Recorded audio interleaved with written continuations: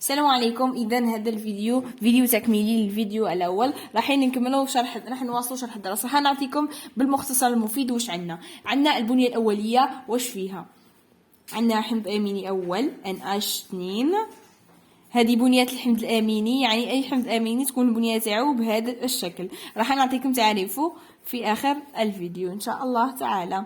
عندنا هذا جذر عنده R، عنده وظيفه امينيه، هذه اسمها وظيفة أمينية، هذه اسمها وظيفة أمينية، وظيفة أمينية.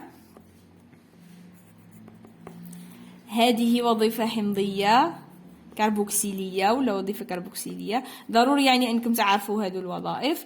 وهذا البنيات الحمض الأميني وظيفة كربوكسيلية ولا حمضية، كربوكسيلية بين قوسين نقولوا حمضية. أوكي. إذن وعندنا هنا ذرة كربون مركزية متصلة بذرة هيدروجين. والآن تقدروا يعني تستخرجوا وحدكم تعريف تعريف الحمض الأميني. واش عندنا فيه؟ هذا جزء ثابت، عفوا هذا الجزء من السلسلة كله جزء ثابت، هذا جزء ثابت، يعني جميع الأحماض الأمينية عندهم هذا الجزء، جزء ثابت. هذه الآر جزء متغير، كل حمض أميني جزء متغير، جزء متغير.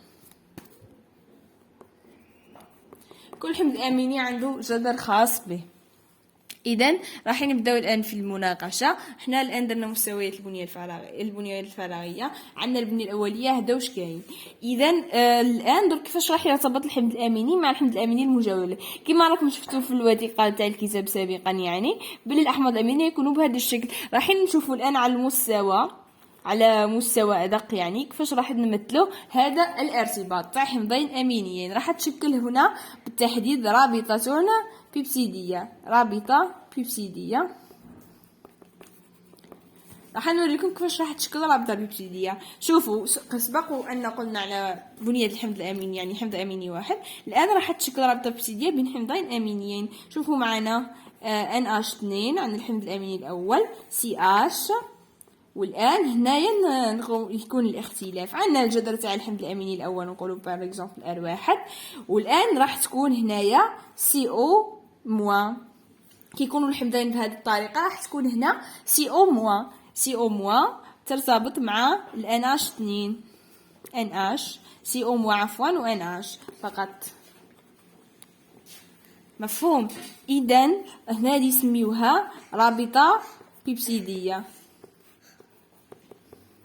هذه هي عبارة عن رابطة بيبسيدية. هنا نكملوا بقية الجزء الثابت تاع هنا في النهاية. إذا كانت هذه النهاية، وإذا كان مرتبط حمض أميني خلاف راح نخليوها CO، راح نخليو CO فقط هنا في النهاية. لكن كاين حمض أميني يعني كانت مازالت السلسلة هكذا راح نخليوها CO فقط. ولكن كانوا حمضين أمينيين فقط راح نحطو COH. الآن هنالك ملاحظة مهمة هنايا. كما راكم تلاحظوا واش خرج منا. هذه كانت في الحقيقة كانت كي كان الحمض الأميني يعني متعادل، ولا كي يكون حمض أميني وحده تكون عبارة عن COH. هنايا راح تخرج الOH، ومنا تكون NH2 راح تخرج H. إذن OH زايد H واش راح ينتج لنا؟ راح ينتج لنا H2O. مفهوم؟ هذه يعني حتى في الفيزياء تعرفوها، مشهورة جدا المعادلة. OH- زائد H+ تعطينا H2O. مفهوم؟ إذن هذه بكل بساطة الرابطة البيبسيدية. مفهوم؟ قلنا لكن كاين هنالك حمض أميني آخر راح تزيد ترتبط معه، هذا فقط. أما بالنسبة الآن للبنية الثانوية، البنية الثانوية راح نكتبوا تعريفها، لأنه ما عندناش طريقة كيفاش نشرحوها بلا ما نكتبوا تعريفها. البنية الثانوية، هذه البنية الثانوية واش راح نلقاو فيها؟ راح نلقاو فيها مجموعة من البنيات الثانوية. اسمهم بنية ثانوية حلزونية ألفا، وبنية ثانوية وريقية بيتا. وهذه البنية أيضا راح نكتبوهم على شكل نقاط فقط باش يجيوكم سهلين كي تحفظوه. راح نقولوا أول نقطة هي تنتج عن تعقيد البنية الأولية. هذه البنية الأولية الثانوية عفوا تنتج عن تعقيد البنية الأولية. هذه أول نقطة.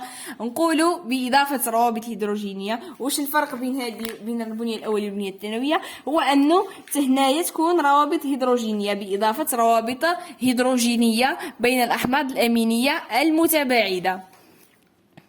نقولوا بإضافة روابط هيدروجينية بين الأحماض الأمينية المتباعدة. مفهوم؟ إذا الفرق بيناتهم هو أنه في البنية الأولية تكون روابط بيبسيدية، وهنايا راح تزادت لنا روابط هيدروجينية. راح نفصلوا من بعد السياق تاعهم كامل، راح نديروا تمارين بإذن الله تعالى. قلنا تتشكل البنية الثانوية نتيجة انطواء السلسلة البيبسيدية ذات البنية الأولية في مناطق محددة. هذه المناطق الانطواء ما يكونش عشوائي، يكون في مناطق محددة تتشكل. هذه كلها أفكار راح نكتبوها هكذا في التمارين. يعني لازم تقول تتشكل، تقول كيف تتشكل البنية الثانوية. البنية الثانوية راح نقول كيف اكتسب البروتين هذه البنية. راح نقولوا نتيجة ماذا؟ نتيجة انطواء السلسلة البيبسيدية في مناطق ليست عشوائية محددة، لأنه حسب عدد ونوع ترتيب يعني المواردة اللي أشرفت على إنتاج هذا البروتين. يعني المناطق هذه أيضا تكون محددة بدقة. قلنا ذات البنية الأولية في مناطق محددة، وذلك بتشكل روابط هيدروجينية. نعودوها، وهذه يعني تكتبوها هكذا في التمارين. وذلك بتشكل روابط هيدروجينية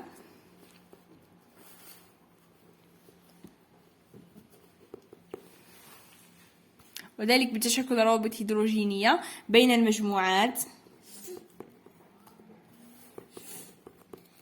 شكون؟ CO والNH. CO والNH. مي CO والNH مش تاع نفس الحمض الأميني، تاع حمضين أمينيين متباعدين. على هذيك تنتج لنا البنية الثانوية ألفا والبنية الثانوية الوريقية بيتا.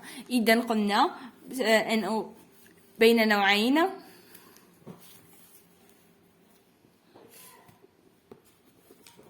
بين المجموعات CO و NH. إذا نقولوا عندنا نوعين من البنيات. أيضا ضروري أن نطرقوا ليها. لدينا فيها نوعين من البنيات، ما راحش نقولوها. نقولوا أولا مباشرة باختصار، يعني باش منطولوش الكتابة. نقولوا بنية ثانوية حلزونية ألفا. راح نقولوا خصائصها الآن، نذكروا خصائصها. بنية ثانوية حلزونية ألفا. هذه البنية علاش تشكلنا ألفا ومش البيتا؟ لأنه عندما يكون الالتفاف حلزوني والروابط الهيدروجينية متباعدة. عندما يكون الالتفاف حلزوني والروابط الهيدروجينية متباعدة. الآن راح تشكل لنا بنية حلزونية. الآن راح نفصل لكم كيفاش علاش الأحماض الأمينية تاع البنية الحلزونية بيتا يكونوا متباعدين، وفي البنية الوريقية يكونوا متقاربين. البنية الوريقية راح ما راحش نكتبها، راح يكونوا متباعدين. شوفوا هنايا راح تشوفوا المسافة بين الحمض الأميني مثلا هذا وهذا هي هذه، ولكن هذه لذلك هنا تشكلت رابطة هيدروجينية كما قلنا، رابطة هيدروجينية. وهنايا راح نشوفوا المسافة مثلا بين الحمض الأميني هذا والحمض الأميني هذا. حنمشيو هك بهذه الطريقة، يعني أحماض أمينية يكونوا متباعدة. هذه السلسلة طبعا ما راحش تكون كيما هك بهذا الشكل البسيط. يعني هنايا راكم تشوفوا قدامه المسافة بين الحمض الأميني والحمض الأميني، وهنايا يعني مسافة طويلة نوعا ما. هذا راح يكونوا مجموعة من الأحماض الأمينية، يعني هكا راح تكون البنية في الحقيقة هك.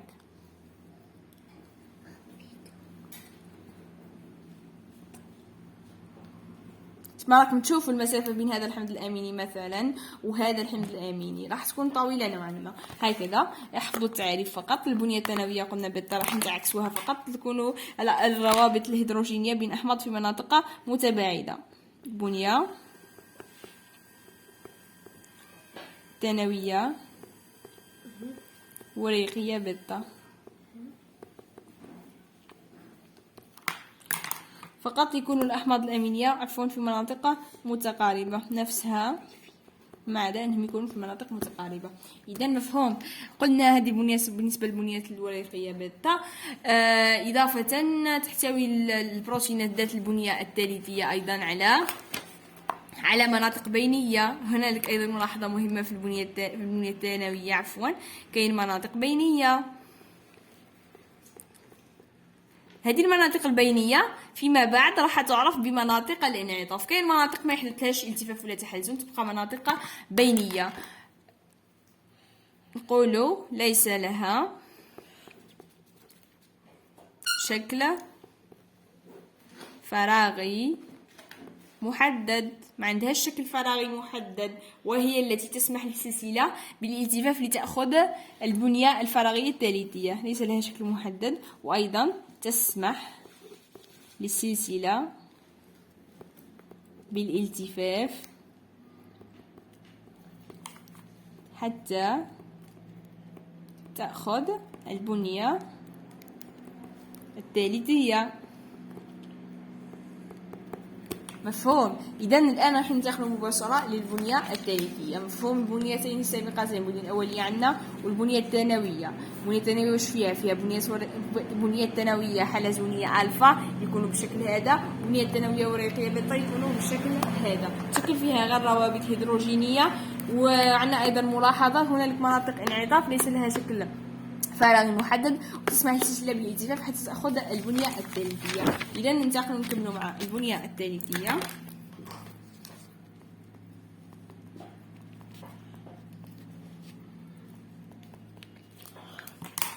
في البنية الثالثية واش عندنا؟ تنتج عن تعقيد كذلك البنية الثانوية. ملاحظة أن البنيات الأولية والثانوية ما همش بنيات وظيفية، يعني البروتين كيكون في هذه المراحل ما راحش يكون بروتين وظيفي، أما البنية الثالثية راح يكون بروتين وظيفي. عندنا هي تنتج عن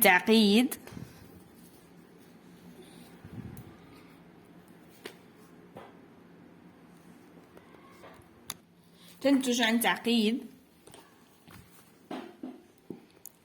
البنية الثانوية بإضافة روابط جديدة. نحن نذكر هذه روابط جديدة، وهي انطواء السلسلة البروتينية المحتوية على عدد من البنيات الثانوية الحلزونية ألفا. هي عبارة عن انطواء للسلسلة المحتوية على عدد، ما راح نكثروا الكلام نقولوا من ألفا وبيتا، وانتم تفهموها في الامتحانات ضروري انكم تكتبوها كامله. بنية ثانوية حلزونية ألفا وبيتا قد تكون هما يعني بنية ثانوية بيتا فقط ولا ألفا فقط، ولا هما معا يعني تكون مختلطة أو كليهما على مستوى المناطق البينية التي تسمى مناطق الانعطاف. الآن ملاحظة مهمة هنا، المناطق اللي قلنا بكري مناطق بينية هنا تسمى مناطق انعطاف. المناطق انعطاف هنا تسمى مناطق انعطاف في البنية الثالثية. عندنا أيضا بعض الملاحظات المهمة راح تكون فيما يخص الروابط. هذه الآن ملاحظات باللون الأحمر. ملاحظات، هذه بعض الملاحظات المهمة جدا. يعني البنية الثالثية قلنا أكثر صلابة واستقرار وتماسك. علاش؟ لأنه تحتوي على روابط هيدروجينية إضافية. حكيت لكم سابقا قلت باللي في البنية الثانوية عندنا روابط هيدروجينية تشكل بين الروابط البيبتيدية، بين الروابط البيبتيدية يعني هذوك تاع البنية الأصلية تاع الروابط التكافؤية تاع اللي تشكلوا في البنية الأولية اللي هما عبارة عن روابط بيبتيدية تاع CO والNH. لكن الآن روابط هيدروجينية إضافية تشكل بين جذور الأحماض الأمينية، بين الجذور. مهمة جدا هذه الملاحظة، يعني ركزوا عليها جيدا. قلنا الآن روابط هيدروجينية راح نقول بكل بساطة تشكل باختصار بين المجاميع CO و NH. راح نكتب باختصار فقط CO و NH، هكذا تكتبوها انتم ايضا باختصار باش تجيكم سهله للحفظ. عندنا روابط شاربيه تشكل بين ال NH3+ و CO-. هكا عندنا روابط كارهه للماء تنتج عن المجاميع CH3 التي لا تتأين في الماء. تنتج دي لازم نكتبوها عن المجاميع CH3 التي لا تتأين في الماء. وأيضا بين الحلقات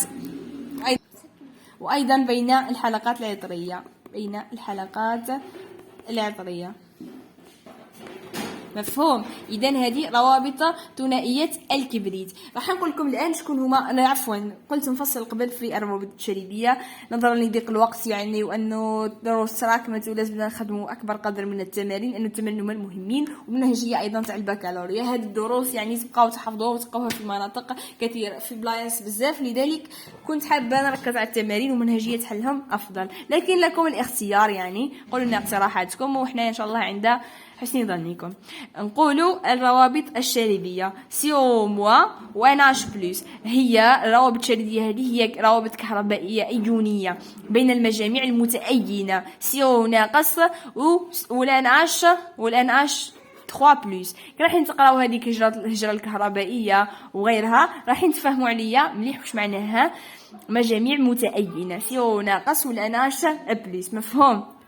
هادو تاع جدول الأحماض الأمينية. حين نقولوا مجموعة الروابط التكافؤية هما غير التكافؤية هما هادو 3، والروابط التكافؤية هما هي روابط جسور ثنائية الكبريت بين قلنا الحمضين الأمينيين سيسين، الحمض الأميني سيسين وسيسين، هكا بين الأس و اس، هكا فقط بين الحمضين الأمينيين سيسين وسيسين. وهو أيضا الروابط البيبسيدية هما روابط تكافؤية. الروابط البيبسيدية هادو روابط تكافؤية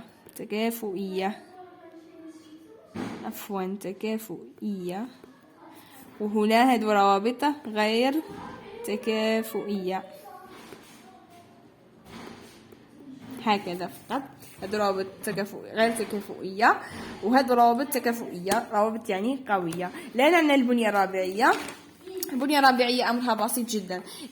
قبل أن أنسى، هنالك بعض الأسئلة التي دائما ترد في التمارين، راح ندير لهم فيديو خاص إن شاء الله، راح تفهموا عليا أكثر كي نديروا فيديو خاص يعني نشرحوا فيه هامش. من بين هذه الأسئلة اللي كنت موجدتها هو سؤال فيما يخص كيف نميز البنية الثالثية. راح تلقاو باللي البنية الثالثية كيعطيكم مثلا رسم فقط هكذا يعني معقد، ولا مثلا رسم مثل هذا، لدي هنا رسم مثلا مثل هذا. كيفاش راح تثبتوا باللي داو بنيه ثالثيه؟ راح تحسبوا اولا النهايات، تكون عندنا نهايتين فقط، تلقاو نهايه، هاي نهايه وبدايه، لذلك تكونوا عباره عن سلسله واحده، لان دوك نقراو البنيه الرابعيه عباره عن مجموعه من التحت وحدات. راح نكملوا وفيما بعد ان شاء الله راح نزيدوا تفهموا معايا اكثر. عندي الان البنيه الرابعيه.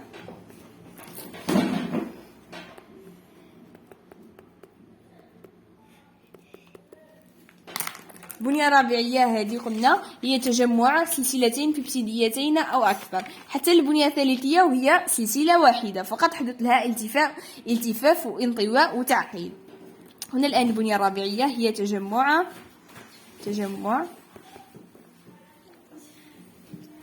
سلسلتين أو أكثر، وهذو الآن السلاسل يعرفوا بالتحت وحدات في البنية الرابعية راح نقولوا تحت وحدات هكذا. إذا راح نقولوا تسمى كل واحدة منها بتحت وحدة ولا نسميهم تحت وحدات، مثل الهيموغلوبين قريناه في كثير من التجارب، يعني العام هذا والعام الماضي والسنوات السابقة، قلنا باللي تكون من 2 ألفا و2 بيتا. مفهوم؟ إذا قلنا نقولوا ترتبط كل تحت وحدة بروابط ضعيفة غير تكافؤية، يرتبطوا هذو تحت وحدات بين بعضهم بروابط ضعيفة غير تكافؤية قلنا ترتبط تحت وحدات فيما بينها، تحت وحدات يعني تاع البنية الربيعية، فيما بينها بروابط ضلعيفة غير تكافؤية اللي هما سابقة الذكر الهيدروجينية والشاربية والروابط الكريهة للماء. إذا ملاحظة فقط فيما يخص البنية الربيعية، ماشي كل البروتينات عندها بنية ربيعية، راح نكتبها لكم هنايا. ليس كل البروتينات لها بنية ربيعية. هذه ملاحظة، أيضا ملاحظة. تلاحظوا ربما أنه أنا نحاول نفيدكم بأكبر قدر من المعلومات، لذلك لو تجيني فكرة نحاول ندخل فكرة أخرى، لأنه هذو المعلومات مفيدين جدا وراح تلقاوهم إن شاء الله في التمارين. وهذا فقط فيما يخص مستويات البنية الفراغية. عندنا نراعد 4 مستويات: بنية أولية، بنية ثانوية، بنية ثالثية، وبنية ربيعية. ومشي كامل البروتينات عندهم بنية ربيعية، لأنه البروتين يكون وظيفي بالبنية الثالثية. من البنية الثانوية والأولية مهمش وظيفيين. مفهوم؟ فهمنا كيف تشكل الرابطة البيبسيدية. والمرة القادمة إن شاء الله راح نديرو فيديو حول هجرة الأحماض الأمينية، يعني الأحماض الأمينية وسلوكها إن شاء الله إلى الفيديو القادم. وأيضا وعد أني ندير لكم تمرين تاع المضاد الحيوي بإذن الله، وبالتوفيق في الفروض. وإذا كان عندكم ملاحظات أو استفسارات ما تنسوش كالعادة تحطوها لنا في التعليقات. السلام عليكم ورحمة الله تعالى وبركاته. في أمان الله.